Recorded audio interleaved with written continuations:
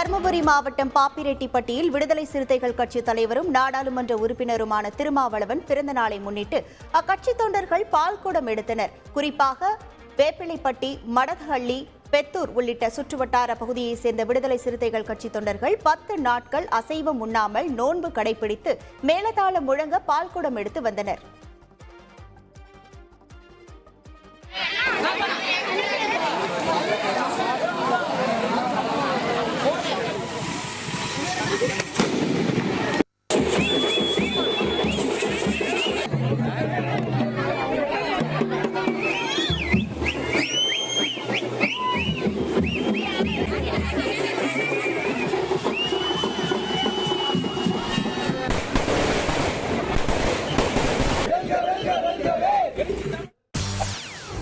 செய்திகளை உடனுக்குடன் தெரிந்து கொள்ள உடனே சப்ஸ்கிரைப் பண்ணுங்க.